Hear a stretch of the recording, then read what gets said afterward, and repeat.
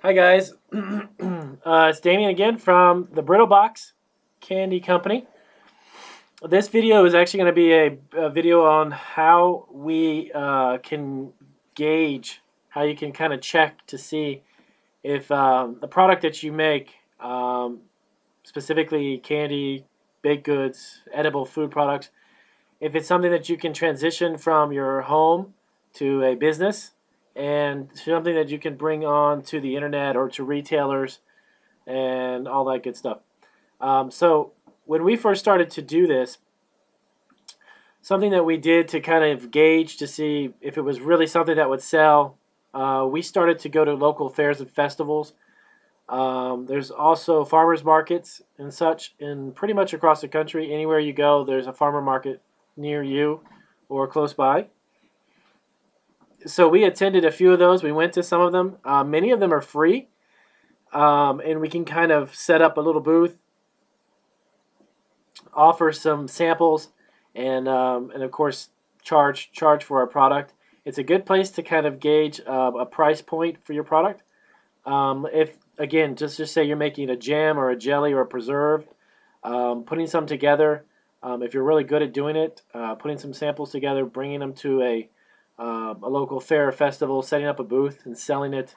It's always a good way to start small.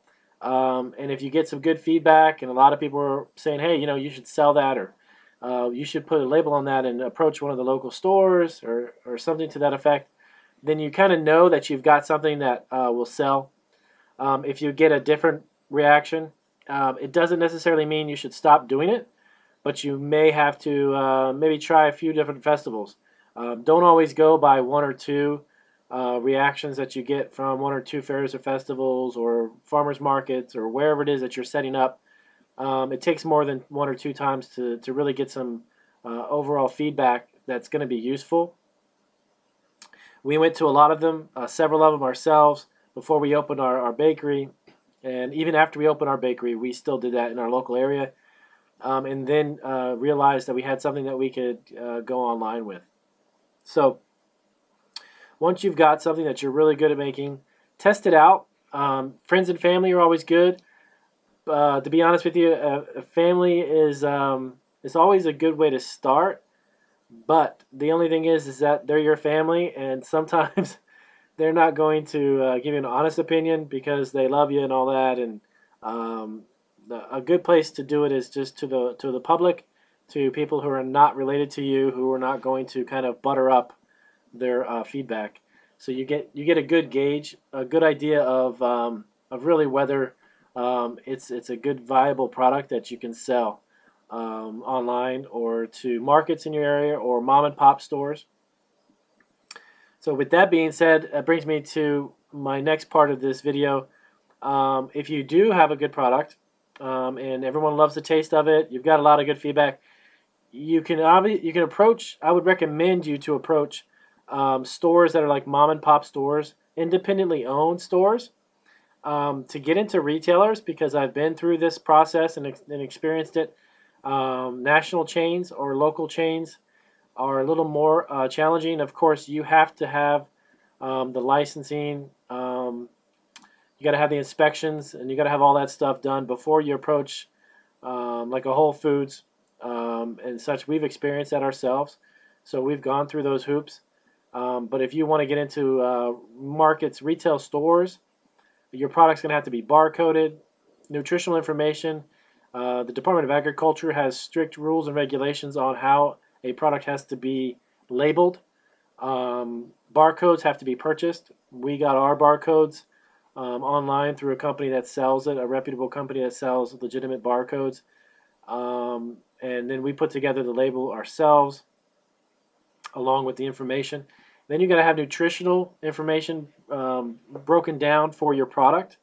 That's something that we had to get that information from a separate lab online, to get the criteria correct, to follow the Department of Agriculture's guidelines for labeling. So there's a lot of steps. There's a lot to getting a product into a retailer. I would not think that far ahead. Don't try to think that far in advance unless you've already gone through and you've got all these all your other ducks in a row. Just try small. locally, farmers markets, mom and pop retailers. If it's a local store, or you have a friend or a family that owns a couple chains, a chain of 2 or 3 stores in your area, maybe you can approach them. But just be aware that when you do approach a retailer or a second party to sell your product, just make sure it's labeled properly. Ingredients, warning labels, allergen labels, and such. There's a lot to the package itself that really needs to be on there, aside from the cosmetic look of the package and how pretty it is. All of that is part of it, but the most important part is to protect yourself, and of course protect the retailers that are going to carry your product.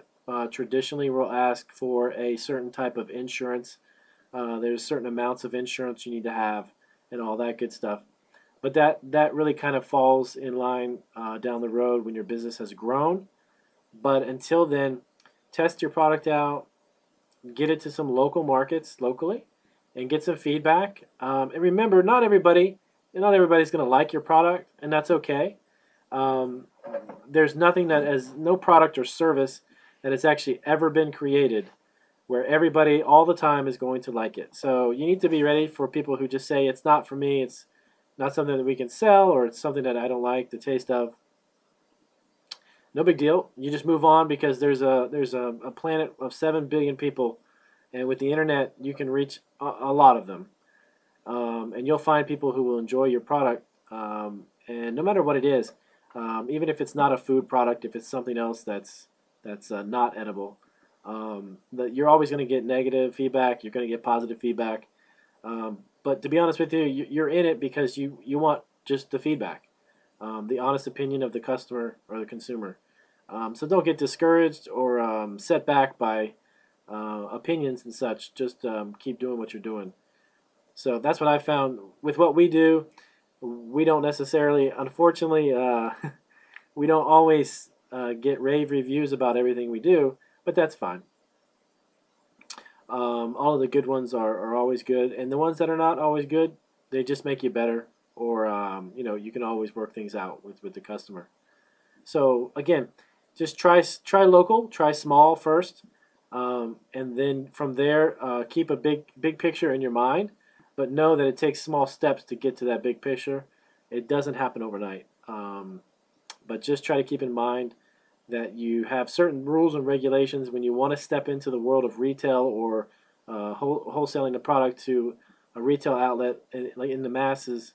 There's a handful of labeling requirements and things, but you'll get to that step once you've got a facility and you've got yourself inspected and your license and all that good stuff.